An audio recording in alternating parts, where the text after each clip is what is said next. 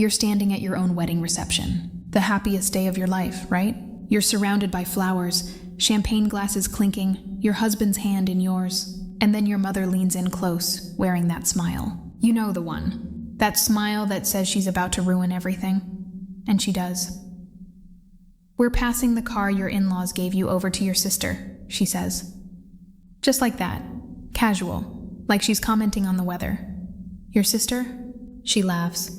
Actually laughs. "Relax," she says, flipping her hair. "It's just a car. Just a car." But here's the thing. It wasn't just a car. It was never just a car. It was the final straw in 23 years of being the family ATM. 23 years of watching my parents drain my savings, my time, my energy, to fund my sister's endless parade of failed businesses, while I got nothing but criticism and demands for more. And at my wedding, they thought they could take one more thing from me. They were wrong. Because my groom? He looked at them. And what he said next? It started a chain reaction that would expose decades of lies, theft, and financial abuse, and cost my family everything they'd built on my back. If you've ever been the family scapegoat, if you've ever watched your siblings get everything while you got the leftovers, if you've ever fantasized about the moment when karma finally catches up to the people who used you, then you need to hit that like button right now, subscribe to this channel, and buckle up. Because this is one of the most satisfying revenge stories you'll ever hear. Trust me, you're going to want to see how this ends. Let me take you back, way back. Because to understand what happened at my wedding, you need to understand the 23 years that led up to it. My name is Sarah. I'm 30 years old. And for as long as I can remember, my family has operated on a very simple system. My younger sister, Jessica, is the star, the dreamer, the one with potential, and me. I'm the responsible one, the backup plan, the bank. Jessica is 26, 4 years younger than me, but you'd think she was royalty the way my parents treat her. She's always been the pretty one, the charming one, the one who could do no wrong. When we were kids, she got the bigger bedroom. She got the new clothes while I got hand-me-downs from cousins. She got piano lessons and art classes while I was told we couldn't afford the science camp I desperately wanted to attend. But here's the thing about being the responsible child. You learn early that love in your family is conditional, transactional. I got good grades because I had to. I got a part-time job at 15 because Jessica needed braces, and somehow that became my responsibility to help with. I went to community college instead of the university I'd been, accepted to because Jessica was starting high school and needed support, translation, money for her, social life. By the time I was 22 and working full-time as a junior accountant, I'd already given my parents over $40,000. $40,000. And Jessica? She'd started her first business, a handmade jewelry company that she was absolutely convinced would make her millions. Spoiler alert, it didn't. Jessica's first business lasted exactly 8 months. She made approximately $200 in total sales, spent over $15,000, mostly my money, funneled through my parents, and then one day announced she was pivoting to a new opportunity. A food truck. "It's the future, Sarah." She gushed at a family dinner, her eyes sparkling with that manic energy she gets when she's convinced herself of something. "Everyone's doing food trucks now. I've got such a unique concept. Fusion tacos with an Asian twist." I remember sitting there, my fork frozen halfway to my mouth, thinking, fusion tacos? In our small Midwestern town where the most exotic food is Olive Garden? But I didn't say that, because I'd learned by then that questioning Jessica was like questioning God in my family. Blasphemy. My dad jumped right in. "That's wonderful, honey. What do you need to get started?" And there it was, the question that made my stomach drop every single time.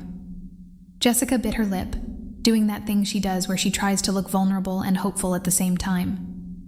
"Well, I've been researching food trucks, and a good used one is about $30,000, plus inventory, permits, insurance, probably $45,000 to really launch properly, $45,000.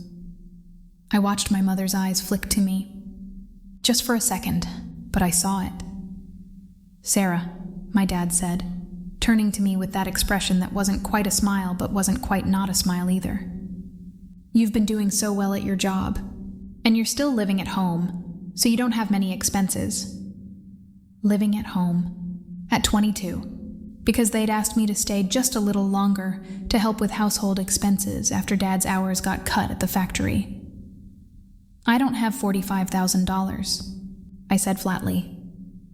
Not all at once, my mother interjected quickly, in that bright, reasonable tone that made you feel crazy for objecting, but you could co-sign a loan, and maybe help with the first few payments until the truck gets profitable. Jessica reached across the table and grabbed my hand. Please, Sarah, you're the only one who can help me with this. This is my dream. This is going to work. I can feel it. And here's the pathetic part. I wanted to believe her. I wanted so badly to believe that this time would be different.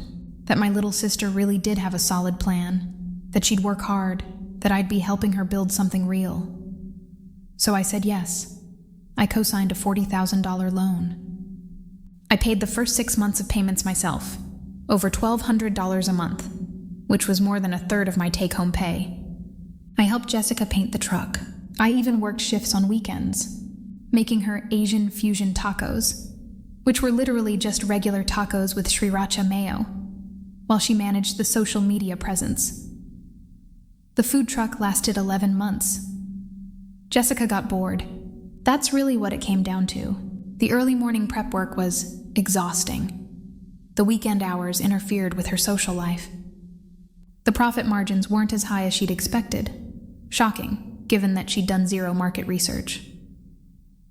One day, she just stopped opening, stopped answering calls from the commissary kitchen where we stored supplies, and eventually, she came to me with tears in her eyes and said, "I think I need to close the truck.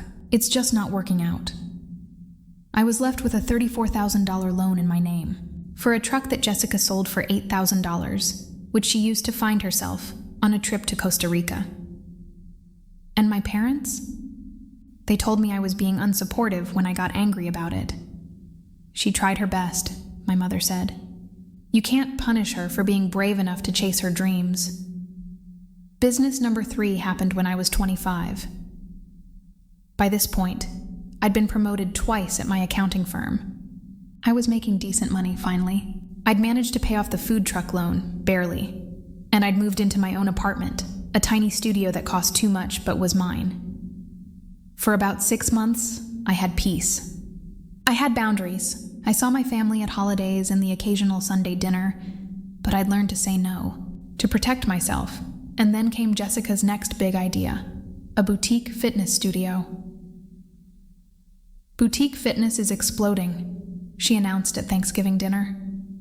I've been taking these amazing bar classes, and I just know I could create something special.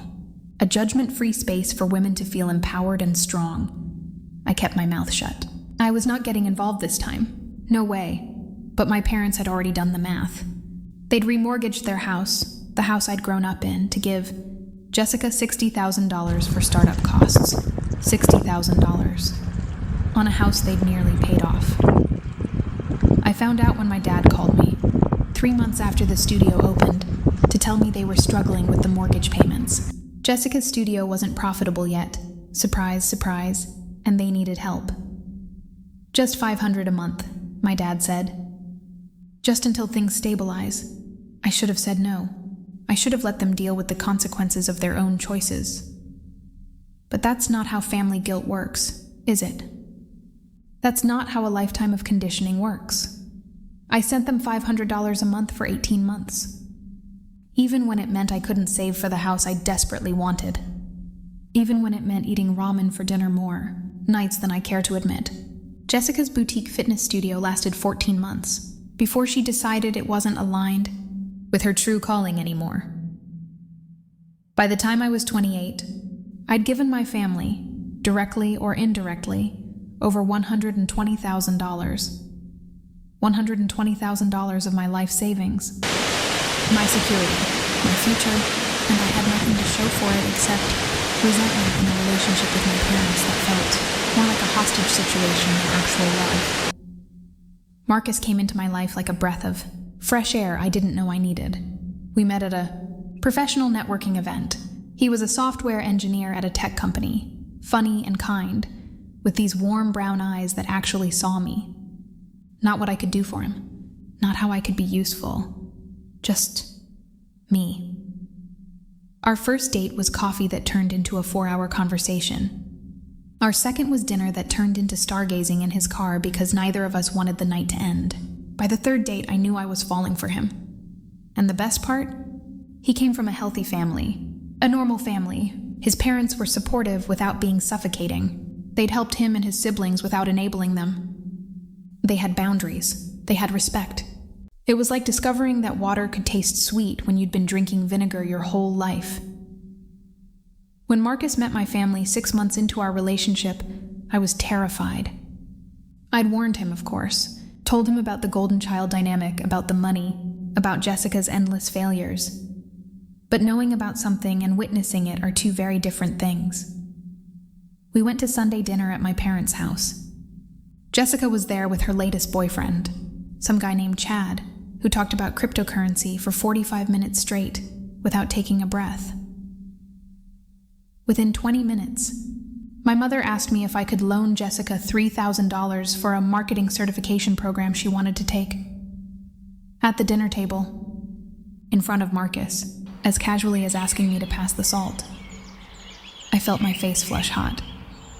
"Mom, I can't..." "It's an investment in her future," my dad interrupted.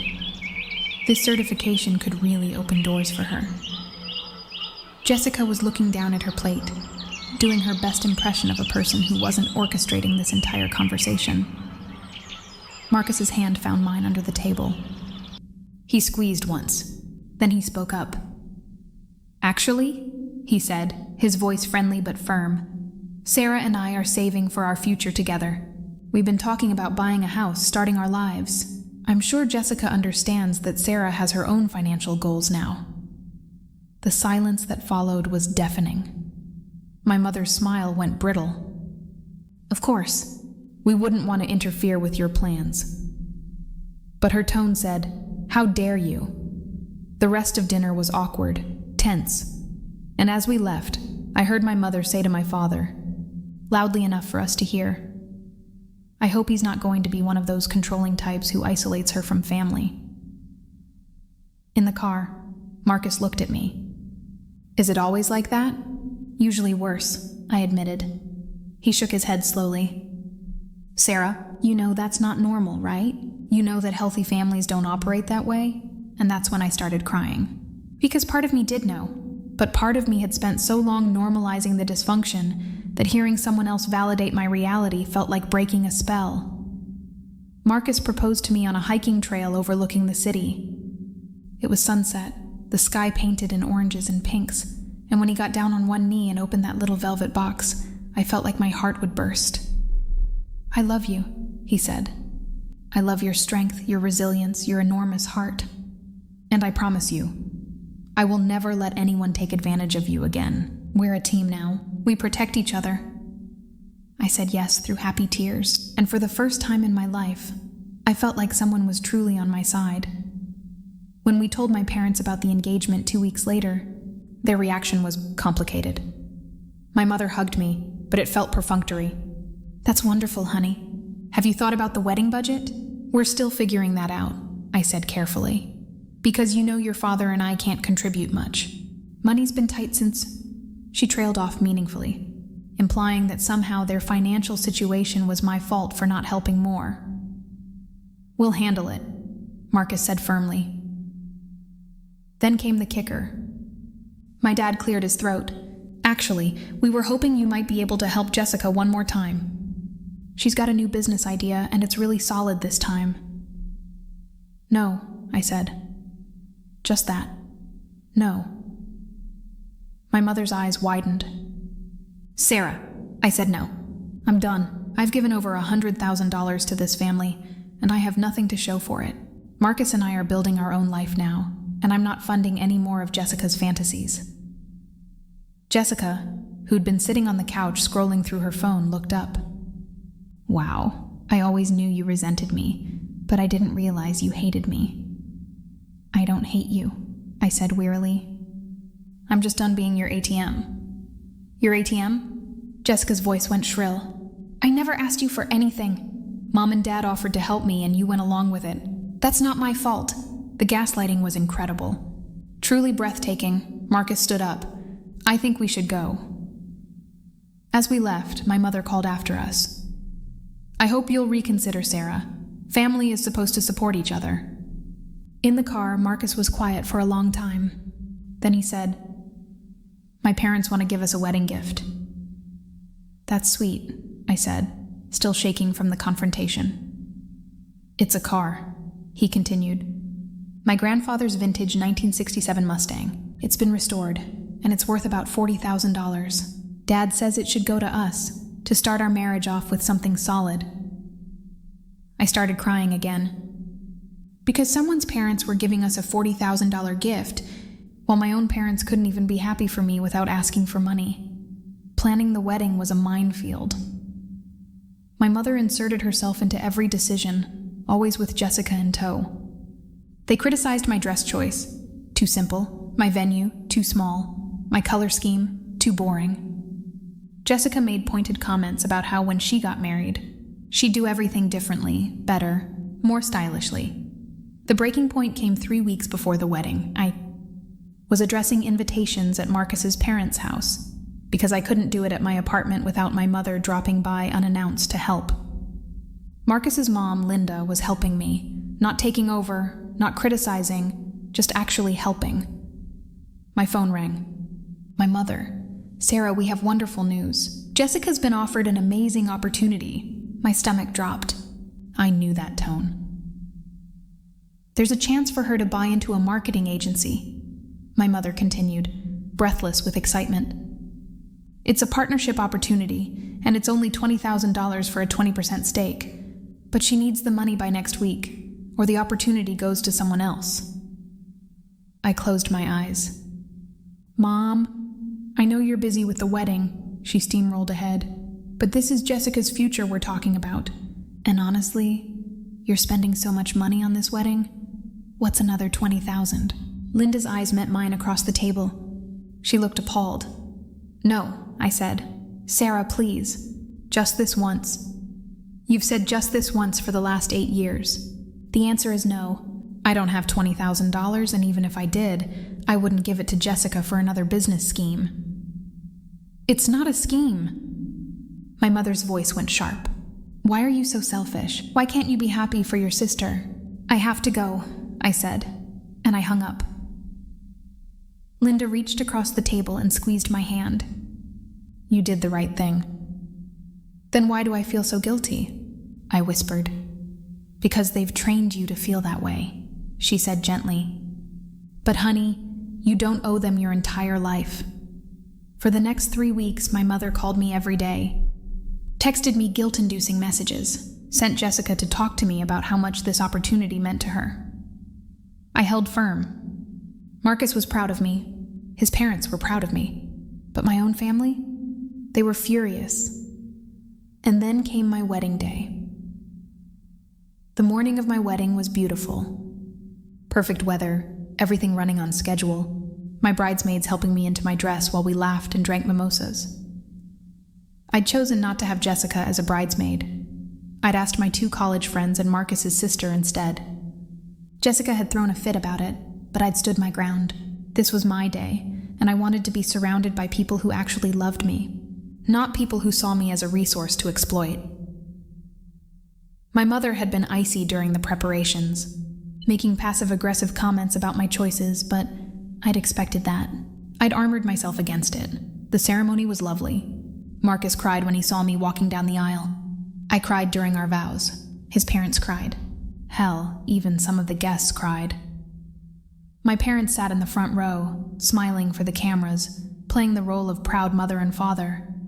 Jessica sat next to them in a dress that was borderline inappropriate for a wedding, white with gold accents, low-cut, attention-grabbing. But I'd decided not to let it bother me. This was my day. Nothing could ruin it. The reception was in a beautiful garden venue. String lights overhead, flowers everywhere, a jazz band playing soft music as guests mingled and enjoyed cocktail hour. Marcus and I made our rounds, greeting guests, accepting congratulations. His parents had parked the vintage Mustang, our wedding gift, in a place of honor near the venue entrance, with a big bow on it. Guests kept commenting on how gorgeous it was, how generous Marcus's parents were. I was floating on happiness, on champagne bubbles and love and the feeling that finally, my life was beginning. And then I saw my mother approaching with that smile. You know how in horror movies, there's always that moment right before the monster appears? That split second where the music cuts out and you know something terrible is about to happen? That's what I felt when I saw her smile. She walked up to Marcus and me, with Jessica trailing behind her. My father was there too, looking uncomfortable but complicit. "Sweetheart," my mother said, her voice dripping with artificial sweetness. "We have something we need to tell you." Everything in me went cold. "We've been talking with Jessica," she continued, "and we've come to a decision. We're going to give the car that Marcus's parents gave you to Jessica instead." The world stopped. The music kept playing. Guests kept chatting. But for me, everything went silent. "What?" I finally managed. My mother waved a hand dismissively. "The Mustang. We're going to transfer it to Jessica's name. She needs reliable transportation, and you two have Marcus's car already. It just makes more sense."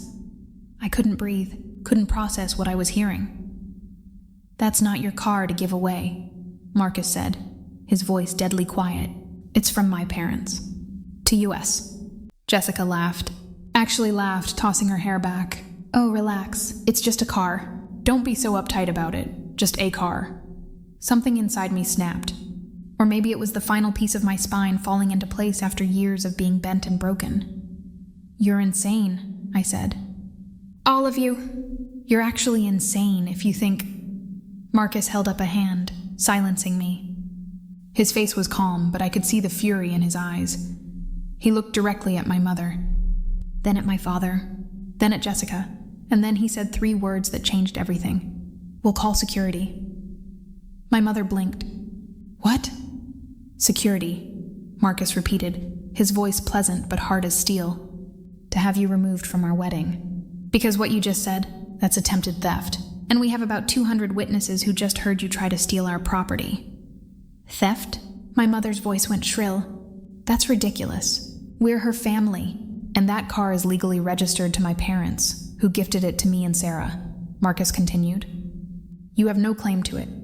And if you attempt to take it or access it in any way, we'll file a police report." Jessica's face went red. "Are you seriously threatening us? At your own wedding? You threatened us first." I found my voice again. "You announced at my wedding reception that you were going to steal my wedding gift. What did you think would happen?" A crowd was gathering. Guests were starting to notice the commotion. Marcus's parents appeared at our side, his father looking grim. "Is there a problem?" Marcus's dad asked.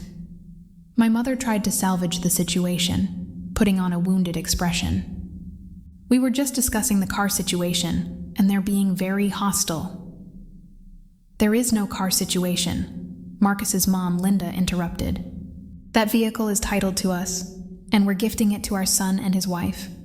You have no say in the matter, and frankly, I'm appalled that you'd try to take our gift at their wedding." Other guests were whispering now. I could see people pulling out phones, probably texting others about the drama. My father cleared his throat. "Maybe we should discuss this another time." "There's nothing to discuss," I said, surprised by how steady my voice was. "Ever, about anything, because as of this moment, I'm done. I'm done with the manipulation, the guilt trips, the constant demands for money. I'm done funding Jessica's failures. I'm done being treated like an ATM instead of a daughter." "How dare you?" my mother sputtered. "After everything we've done for you, what have you done for me?" The words came out louder than I intended, silencing the nearby conversations. "Tell me, specifically, what have you ever done for me that you didn't do for Jessica 10 times over?" Silence. "You gave her the bigger room, the better clothes, the opportunities. You took over $100,000 from me to fund her businesses. You remortgaged your house for her, and you've never, not once, done anything like that for me. Because you never needed it." My mother shot back. "You were always so capable, so responsible. Jessica needed more support. No, I said quietly. Jessica needed accountability. And you never gave her that because you were too busy draining me dry to fund her delusions. Jessica's face was purple now. You're such a bitter, jealous. We're leaving, my father said suddenly, grabbing my mother's arm. We're not going to stand here and be humiliated. Then leave, Marcus said coldly. And they did. They turned and walked out of my wedding reception, Jessica trailing behind them, all three of them radiating indignation. I watched them go, and I felt nothing. Not sadness. Not guilt. Just a strange, weightless relief. Marcus pulled me close. Are you okay? I think so, I said. And then I started laughing. Not hysterical laughter, just genuine amusement. They really tried to steal our car. At our wedding. They really did, Marcus agreed, shaking his head. His parents flanked us, forming a protective barrier. Linda took my hand. We're so sorry you had to deal with that today, honey. Don't be, I said. I think it was exactly what I needed, to see them for what they really are, in front of everyone. And as it turned out, everyone was more important than I realized. The rest of the reception was actually wonderful. Once my parents and Jessica left, it was like a dark cloud lifted.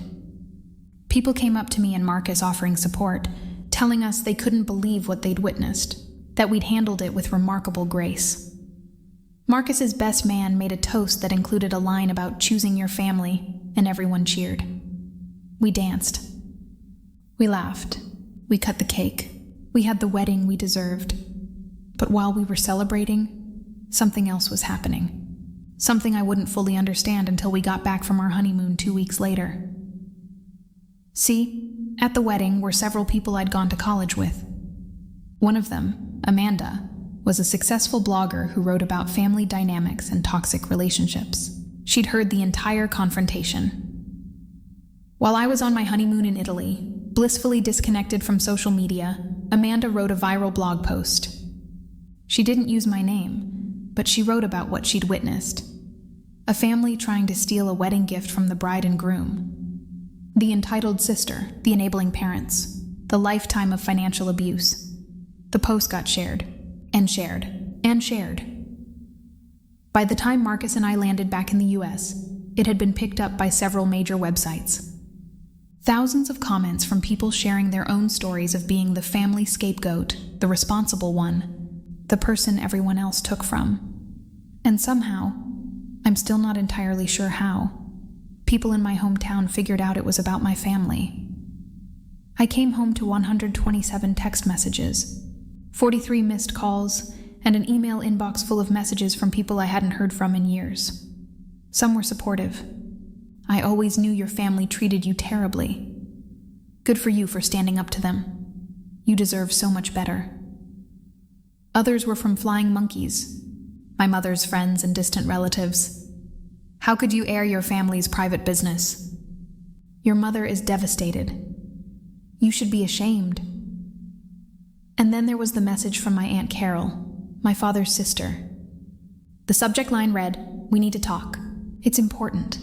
I called Aunt Carol the next day. Carol and I had never been particularly close. She lived 3 states away, and I only saw her at occasional family gatherings. But she'd always been kind to me in a distant sort of way. "Sarah," she said when she answered, "thank God you called. I've been trying to reach you for days." "We were on our honeymoon," I explained. "What's going on?" There was a long pause. Then, "I need to tell you something about your parents and Jessica. Something you deserve to know." My stomach dropped. "Okay. That college fund your grandmother left you. Do you remember it?" I frowned. "There was no college fund. You mean the one she left for both Jessica and me?" "No," Carol said firmly. "There was a fund specifically for you. Your grandmother set it up when you were born. $50,000, meant to be used for your education. Your parents told you it was for both of you, right? That you had to share it?" The world tilted. "Yes, they lied. There were 2 separate funds. $50,000 for you, $30,000 for Jessica, because she was born later and your grandmother had less money by then. but your parents combined them and told you it was one shared fund that was too small to cover everything. I couldn't breathe. What? They used your entire $50,000 for Jessica's expenses. The private high school she went to, the study abroad program, the car they bought her. All of it came from your fund. You got nothing because they spent it all on her. I had to sit down. Marcus appeared at my side instantly, his hand on my back. How do you know this? I asked, my voice barely above a whisper. Your grandmother told me, Carol said. Before she died, she made me promise to make sure the funds were used correctly. But by the time I thought to check, it was too late. The money was already gone. I confronted your parents about it years ago, and they told me to mind my own business. I should have pushed harder. I should have told you, I'm so sorry. $50,000. That would have paid for my entire undergraduate degree. I wouldn't have had to work through college. Wouldn't have had to go to community college instead of the university I dreamed of. There's more, Carol continued. I've been going through some old family documents. Your grandmother left me as executor of her estate. There was also a life insurance policy, $200,000, split between you and Jessica, $100,000 each. I never got anything from a life insurance policy, I said numbly. I know. Your parents were the beneficiaries until you each turned 25, at which point the money was supposed to be transferred to you directly. You turned 25 5 years ago. Jessica turned 25 last year. My brain was trying to process what she was saying. Are you telling me? I'm telling you your parents likely intercepted that money. It should have been transferred to you automatically, but if they had access to your banking information, or if they convinced the insurance company to send the checks to them. I felt Marcus's hand tighten on my shoulder. I've contacted the insurance company, Carol said. They're looking into it. But Sarah, if what I suspect is true, your parents committed fraud, maybe even identity theft, and they stole from both you and Jessica. Jessica too? That surprised me. Jessica's portion should have been released last year. I'm guessing they took hers and spent it as well, probably on those businesses they keep funding. I thought about my parents' house, how they'd remortgaged it, but never seemed to struggle with payments anymore, about the investment property they'd mentioned buying last year, a rental house they'd been fixing up. Oh my God. What do I do? I asked Carol. That's up to you, she said gently. But you have options. You could demand an accounting of the funds. You could report the fraud. You could sue them, or you could walk away and never look back. I thanked Carol and hung up. Then I looked at Marcus. They stole from me, I said. Not just the money I gave them. They actually stole my inheritance. Marcus's jaw was tight. What do you want to do? I thought about it for a long time. About years of manipulation and guilt, and being made to feel like I was never enough. About standing at my wedding and being told they were taking my gift to give to Jessica. I want justice, I said. I want them to face consequences for once in their lives. With Carol's help, I hired a lawyer who specialized in estate fraud and family financial abuse. His name was David Chen, and he was a bulldog. Within 3 weeks, he'd subpoenaed records from the insurance company, my grandmother's estate, and my parents' bank accounts. The truth was worse than I'd imagined. My parents had indeed intercepted my $100,000 life insurance payout. They'd forged my signature on documents redirecting the payment to an account they controlled. Then they'd spent it on Jessica's boutique fitness studio, on their rental property investment, on a vacation to Hawaii they'd taken to deal with the stress of family issues. My $50,000 college fund, spent entirely on Jessica before I'd even graduated high school. But here's where it got interesting. They'd also stolen Jessica's $100,000. When Jessica turned 25 and should have received her payout, my parents convinced her that the money would be better invested in a trust they'd manage for her. They had her sign papers. She'd signed without reading them, because of course she had, and they'd taken her money too. The difference, they'd spent mine on her, but they'd spent hers on themselves and on family expenses, i.e., covering the mortgage they'd taken out for her previous failed business. David Chen looked at me across his desk and said, "This is one of the clearest cases of financial elder abuse and estate fraud I've seen. We have them dead to rights. What are my options? I asked. You could pursue criminal charges. This is textbook fraud and forgery. Or you could sue them civilly to recover the funds plus damages. Or both. I thought about it. Would criminal charges mean jail time? Potentially. Fraud of this magnitude? We're talking years in prison, potentially. I looked at Marcus. He squeezed my hand. Whatever you want to do, I support you. Here's the thing. I'm not a vindictive person. I don't take pleasure in other people's suffering. But I kept thinking about that moment at my wedding. The entitlement, the total lack of remorse or self-awareness. And I thought about the 23 years before that.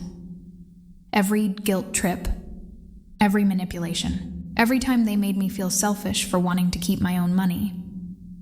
I want them to face consequences, I said finally. Real ones. I want to pursue criminal charges and a civil suit. David nodded approvingly. I was hoping you'd say that. I'll get the paperwork started. Before filing anything officially, David advised me to confront my parents directly, with him present, and with everything recorded, legally, with their knowledge. Sometimes in cases like this, if the defendants confess or try to explain themselves, it strengthens our case significantly, he explained. We arranged a meeting at David's office. I sent my parents a formal letter requesting their presence to discuss financial matters related to grandmother's estate. They showed up looking annoyed, but not particularly worried.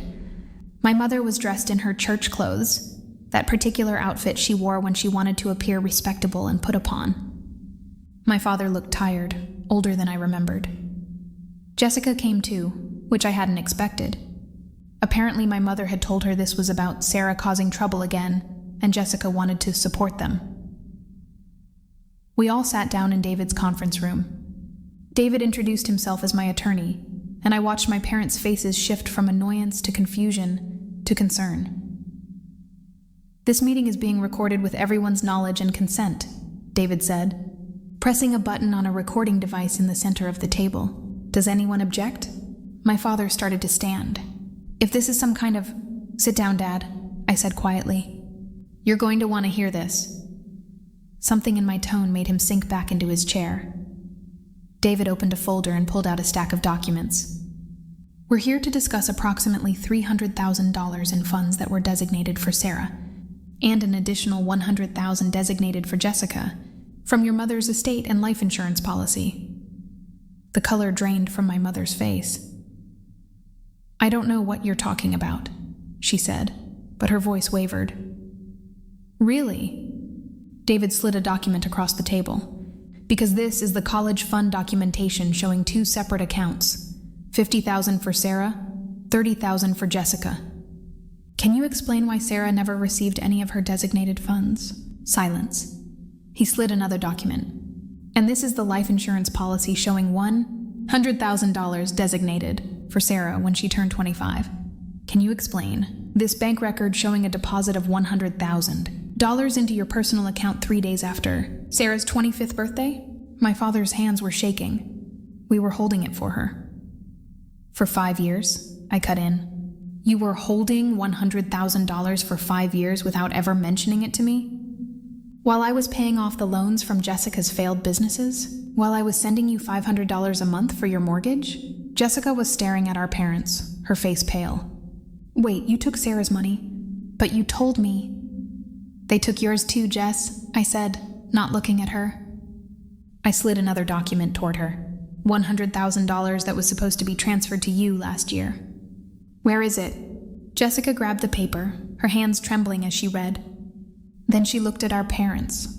You said you were investing it for me. You said it was in a trust. We did invest it, my mother said desperately. The rental property. That's an investment for the whole family. An investment you made without my knowledge or consent, using money you stole from me, I said flatly. That's called fraud. We're your parents. My mother's voice went shrill. That money was from our mother. It was family money. It was my money, I said. Legally, explicitly mine. And you stole it. David placed another stack of documents on the table. We also have documentation of forged signatures, falsified trust documents, and systematic financial exploitation spanning nearly a decade. Mr. and Mrs. Patterson, You've committed multiple felonies." My father put his head in his hands. My mother looked like she was going to be sick. Jessica was still staring at the insurance documents. $100,000, she whispered. I could have actually started a real business, with actual capital, with a real chance. For the first time in my life, I felt a tiny flicker of sympathy for my sister. She was a victim too, in her own way. They'd stolen from her, but they'd also crippled her by never letting her face consequences, never letting her fail properly and learn from it. "What do you want?" my father asked finally, his voice defeated. "I want my money back," I said. "All of it. The $300,000 they stole from me, plus interest. And I want Jessica to get her money too." "We don't have it," my mother said. "The rental property, the investments, we'd have to sell." "Then sell," I said coldly. "Sell the rental property, downsize your house if you need to. I don't care how you get it, but you're going to pay back every penny." "And if we can't?" my father asked. David leaned forward. "Then Sarah will file criminal charges, and you'll be facing prison time for fraud, forgery, and identity theft. The DA is already aware of this case, and they're very interested. Financial exploitation of family members is something they take extremely seriously." "You'd send us to prison?" my mother gasped, looking at me with betrayed eyes. "Your own parents?" "You stole $300,000 from me," my voice cracked. "You spent my entire life making me feel guilty for not giving you more, while you were literally stealing my inheritance. You tried to take my wedding gift." "At my wedding!" "And you're asking if I'd send you to prison? We gave you life," my mother started. "That's not a debt." I slammed my hand on the table. "Being born is not a debt I owe you for the rest of my existence. You chose to have children. That came with responsibilities. And one of those responsibilities was not stealing from them." Jessica was crying now, quiet tears streaming down her face as she stared at our parents. "Jessie," my mother reached for her. "You understand, don't you? We did it for you." "You made me a failure," Jessica said, her voice hollow. "I never had to actually try because you always bailed me out. With Sarah's money, with my money, you destroyed both of us." My mother recoiled like she'd been slapped. David cleared his throat. "Here's what's going to happen. You have two options. Option 1. You sell your assets, liquidate what you need to, and repay Sarah and Jessica everything you stole, plus interest and legal fees. We'll draw up a payment plan with a strict timeline." "And option 2, my father asked. "Option 2. Sarah files criminal charges tomorrow morning.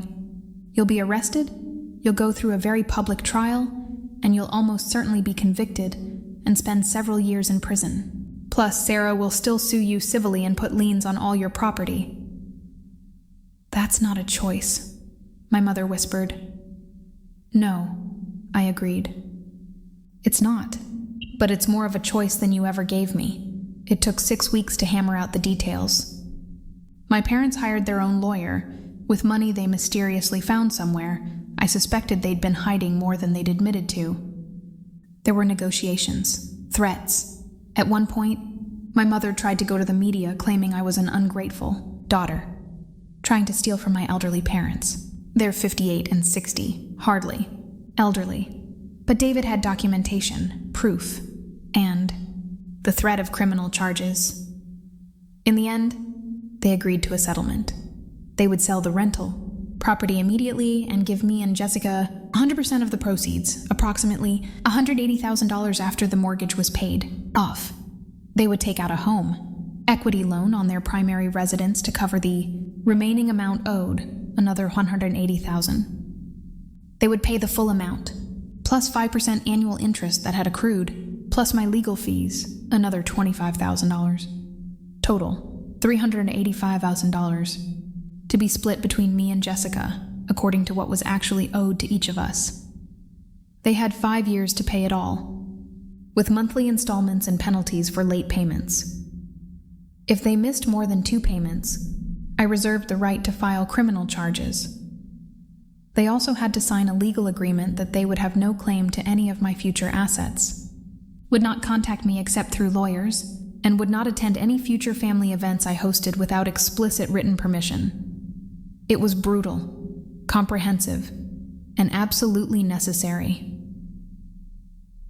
The day we signed the papers, my mother tried one last manipulation. As I was leaving David's office, she grabbed my arm. "Sarah, please. Can't we just talk about this? As a family?" I looked at her hand on my arm, then at her face. She looked older, scared, and not even remotely sorry. Just scared of the consequences. "We're not a family," I said quietly. "We're just people who share DNA. A family doesn't steal from each other. A family doesn't exploit each other for decades and then try to take away a wedding gift." "I'm your mother." "No," I interrupted. "You're the woman who gave birth to me, but you haven't been a mother to me in any meaningful way since I was old enough to have money you could take." I removed her hand from my arm and walked out. Marcus was waiting in the car. He took one look at my face and pulled me into a hug. "It's done," I said into his shoulder. "It's really done." A month after the settlement was finalized, I got an unexpected text from Jessica. "Can we talk? Just you and me?" I stared at the message for a long time. Marcus looked over my shoulder. "What do you think?" he asked. "I think she's either going to try to manipulate me on Mom and Dad's behalf, or she's genuinely had a wake-up call," I said. "Want me to come with you?" "No, I think I need to do this alone." We met at a neutral coffee shop. Jessica looked different, less polished than usual. No designer bag, minimal makeup, her hair in a simple ponytail. She looked real, human. She ordered a coffee and we sat down at a corner table. "I'm not here to defend them," she said immediately. "I need you to know that first." I nodded, waiting. "I've been in therapy," she continued, "since the meeting with the lawyers. My therapist, she's been helping me understand how fucked up our family dynamics were." That was the first time I'd ever heard Jessica swear. "I was enabled," she said. "My whole life, and I never had to face real consequences because you were always there to bail everyone out. And Mom and Dad, they made you into my personal bank account." "Yeah," I said simply. "I'm not going to sit here and pretend I didn't know what was happening," Jessica continued, her voice shaking. "I knew. Maybe I didn't know the full extent, but I knew they were taking money from you. I knew they prioritized me, and I let it happen because it benefited me." I felt something tight in my chest loosening slightly. "I thought I was special," Jessica laughed bitterly. "I thought I was the favorite because I deserved to be. Because I was more creative, more ambitious, more whatever. But the truth is, they didn't do me any favors. They turned me into a 30-year-old woman with no real skills, no work ethic, and a trail of failed businesses because I never learned how to actually commit to anything difficult." "What are you going to do with your portion of the settlement?" I asked. "Not start another business, that's for sure," she said with a weak smile. "I'm paying off my debts first. Then I'm putting the rest in savings and getting a real job. I've applied to work at a marketing firm, entry level. I'm starting from scratch." I studied her face, looking for signs of manipulation or performance. But she just looked tired and genuine. "I'm sorry," Jessica said suddenly. "I know that doesn't fix anything. I know I was complicit in them treating you like garbage. I benefited from their theft. And I'm sorry, it wasn't enough. Years of resentment and hurt don't evaporate with one apology. But it was something." "Thank you," I said, "for saying that. She hesitated. "Is there any chance we could ever have a real relationship? Not now, obviously, but someday?" I thought about it honestly. "I don't know. Maybe. But it would have to be completely different from what we had before. It would have to be between two equals, not between a bank account and a beneficiary." "I understand," Jessica said. I wanted you to know that I'm working on myself, and I hope someday we can at least be civil." "Civil I can do," I said. We finished our coffee in slightly less awkward silence. As we were leaving, Jessica turned to me one more time. "That thing Mom tried to do at your wedding? With the car? That was insane. I want you to know I didn't know she was going to do that. When she told me her plan the night before, I thought she was joking." But you went along with it, I pointed out. I did, she admitted. Because that's what I always did. I went along with it because it was easier than standing up to them. But I should have told you. I should have stopped her. Yeah, I said. You should have. We parted ways. I didn't know if Jessica would actually follow through on her promises of change. Statistically, people like her, enabled their whole lives, rarely did. But there was something different in her eyes that day. Something broken and rebuilt slightly different. Maybe she'd prove me wrong. The first payment from my parents arrived exactly on the due date. $6,400, transferred directly to my account. I stared at the transaction on my phone, feeling a strange mix of satisfaction and emptiness. Marcus looked over my shoulder. They actually paid. They had to, I said. It's either that or criminal charges. How do you feel? I thought about it. Weird. I spent so many years just wanting them to acknowledge what they did. To apologize. To take responsibility. And now they're paying back the money, but only because they have to. There's no actual remorse. Does that bother you? It did, I admitted. But I'm starting to realize I'll never get the apology I want. The acknowledgement. The genuine remorse. And I'm okay with that now, because I don't need their validation anymore. Marcus pulled me close. Look at you, growing and healing and being emotionally mature. I laughed. My therapist would be proud. Because yes, I'd started therapy too. Specifically to deal with the years of financial abuse, manipulation, and parentification. To unlearn the guilt. To understand that my value wasn't tied to how useful I was to other people. It was hard work. Some days I still felt guilty for destroying my family, for being vindictive, for not just letting it go. But my therapist reminded me, I didn't destroy anything. I just stopped letting them destroy me. Word spread through my extended family about what happened, the settlement, the theft, everything. Reactions were mixed. Some relatives sided with my parents, called me ungrateful, said I was tearing the family apart over money. Several unfriended me on social media and stopped inviting me to family events. I didn't care. But others reached out with support. Aunt Carol, obviously, but also my cousin Michelle, who admitted she'd been financially abused by her parents too, and was inspired to set boundaries. My Uncle Tom, who said he'd always thought something was off about how my parents treated me. Most surprisingly, my grandmother's best friend, an elderly woman named Dorothy, who I barely remembered, sent me a long letter. She wrote about how my grandmother had specifically set up those funds for me and Jessica, and how she'd made Dorothy promise to check that they were used correctly. Dorothy had lost track of it over the years. She was now 87 and dealing with her own health issues. But she wanted me to know that my grandmother would have been proud of me for standing up for myself. Your grandmother always worried about you, Dorothy wrote. She saw how your parents favored Jessica, and she wanted to make sure you had something that was just yours. I'm so sorry that they stole that from you, but I'm glad you fought back. I cried when I read that letter. Not sad tears, cathartic ones. It felt like my grandmother reaching through the years to tell me I'd done the right thing. 6 months after the settlement, Marcus and I used my first portion of the recovered money as a down payment on a house. Not a huge house, just a comfortable 3-bedroom in a good neighborhood. With a yard for the dog we were planning to adopt, with a home office for Marcus and a craft room for me. A house that was ours, that no one could take from us. That wasn't built on guilt or obligation or manipulation. The day we moved in, Marcus's parents came over with champagne and takeout to celebrate. We sat on our empty living room floor, eating Chinese food and laughing about the acoustics in the unfurnished space. Linda raised her glass. To Sarah and Marcus, to new beginnings, to family, the kind you choose and build, not just the kind you're born into. We toasted, and I felt something I hadn't felt in years. Peace.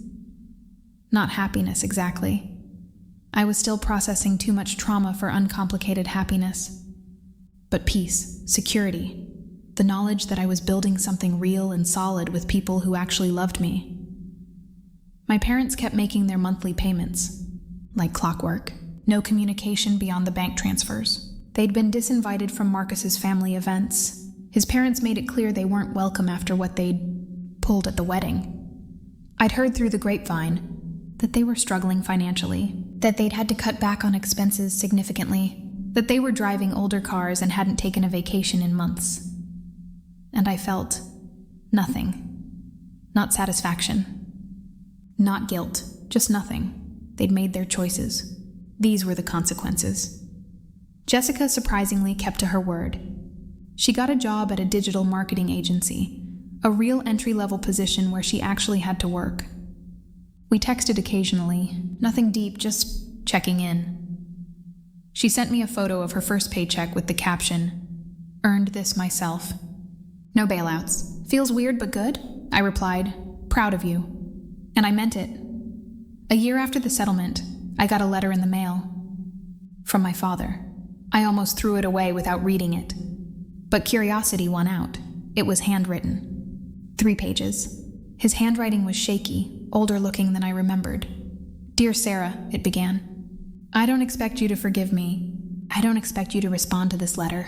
But your mother is in therapy, court mandated, as part of her avoiding prosecution, and I've started going too. And I'm starting to understand what we did to you." I almost stopped reading there, but something made me continue. For years, I told myself we were doing the right thing. That Jessica needed more help.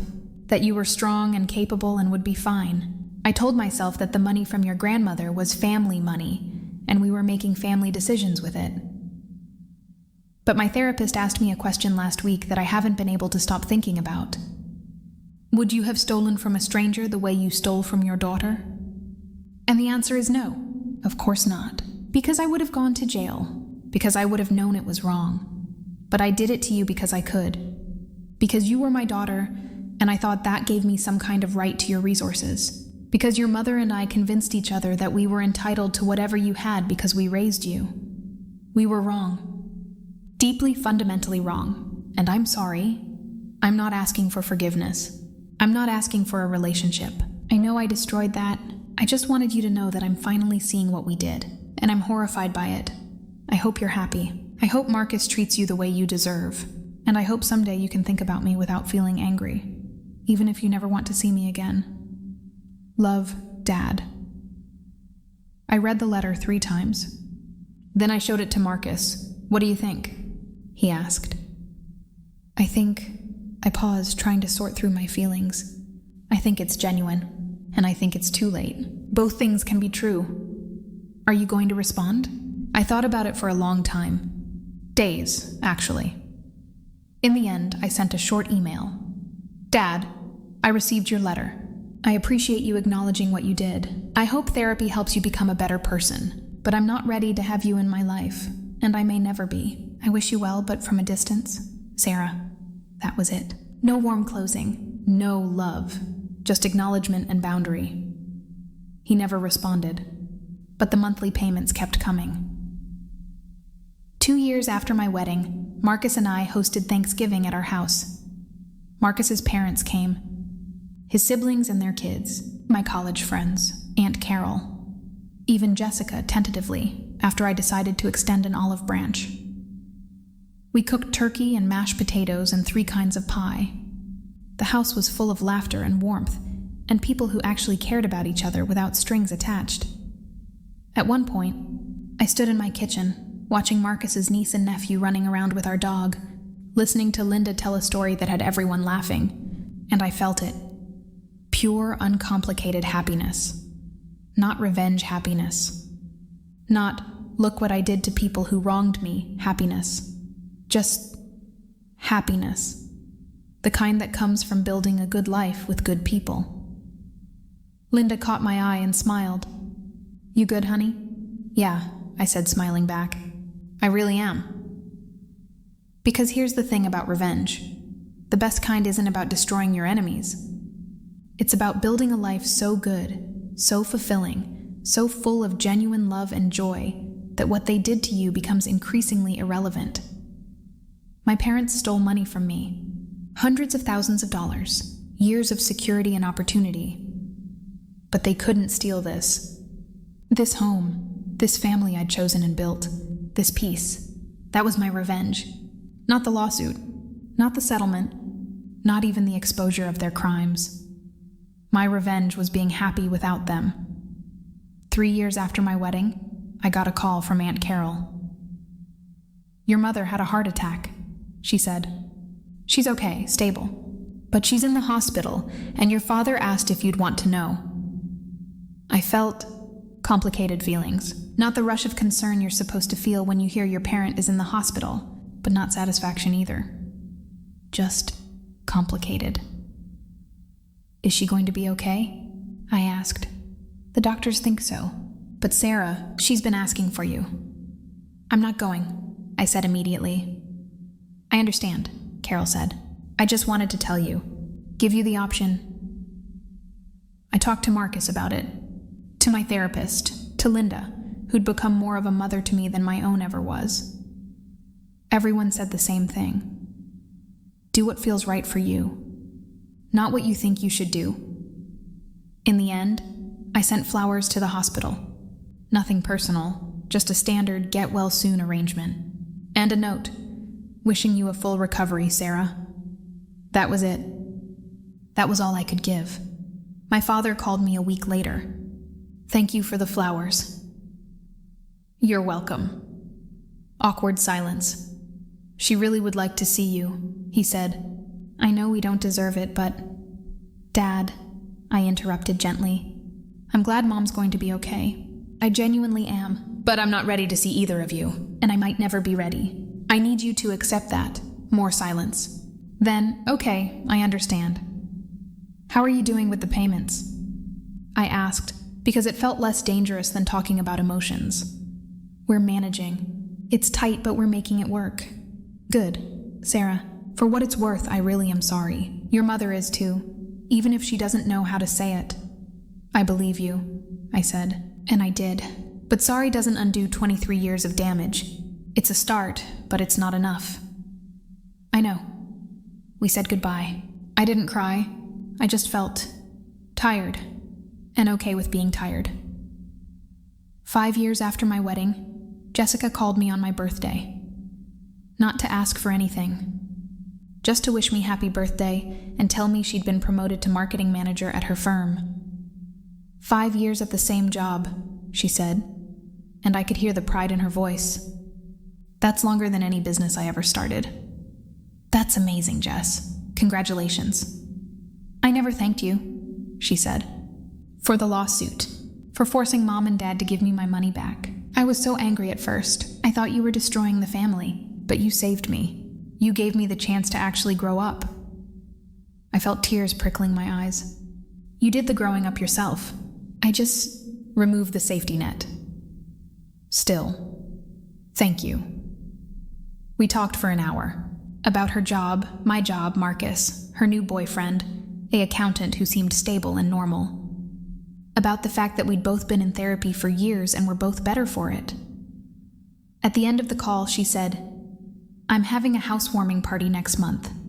For my new apartment, the first one I've paid for entirely myself. Would you and Marcus want to come?" I thought about it, about how far we'd both come, about the fact that Jessica had actually genuinely changed. "Yeah," I said. "We'd like that." "Really?" "Really. Because here's the thing about forgiveness. It doesn't mean forgetting. It doesn't mean pretending the hurt never happened. It just means deciding that you're not going to let the past poison your present anymore." I didn't have a relationship with my parents. I might never have one, and that was okay. But Jessica, she'd done the work. She'd genuinely changed. And maybe we could have something. Not what we had before, which was toxic, but something new. Something real. 6 years after my wedding, Marcus and I were getting ready for bed when he said, "Hey, remember when your mom tried to give away the Mustang at our wedding?" I laughed. How could I forget? Want to know something funny? That car appreciated in value. It's worth almost $60,000 now. I shook my head in disbelief. Of course it is. "My dad says we should sell it," Marcus continued. "Put the money toward the baby fund." Oh, right. The baby fund. Because Marcus and I were trying to start a family now. After years of building our life, our careers, our stability. We were ready. Or, Marcus said, a mischievous glint in his eye, we could drive it to Jessica's housewarming party. Really arrive in style, I burst out laughing. That's so petty. Little bit, he agreed. Too much? Maybe a little, I said. But I was still smiling. Let's take your car instead. I don't want to be petty. I want to be better than that. Marcus pulled me close. Look at you, being emotionally mature and taking the high road. My therapist would be so proud. I'm proud, he said seriously. You turned your pain into growth. You set boundaries. You protected yourself. And now you're building something beautiful. You're amazing. I kissed him. We're building something beautiful. Fair point. That night, lying in bed, I thought about everything that had happened. The years of abuse, the wedding confrontation, the lawsuit, the settlement, the slow, painful process of healing. And I realized I'd gotten my revenge. Not in the explosive, dramatic way I'd fantasized about sometimes during those awful years, but in the most meaningful way possible. I'd survived them. I'd built a life they couldn't touch. I'd become the person they should have helped me become, despite their best efforts to drain me dry. That was the real revenge. Not their consequences, though those were satisfying. The real revenge was my happiness, my peace, my life. They'd tried to take everything from me, and I'd taken myself back. So here's what I learned from all of this.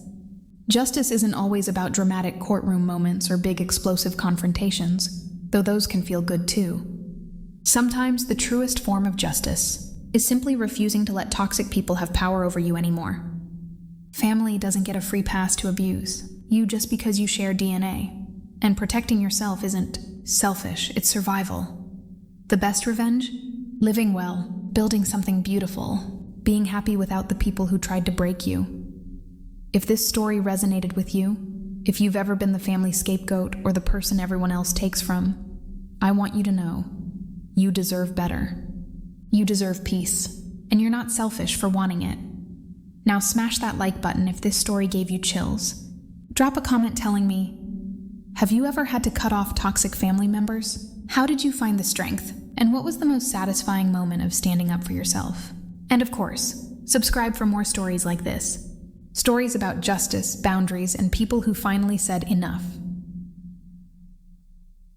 Until next time, stay strong, set boundaries, and never let anyone convince you that their comfort is more important than your peace.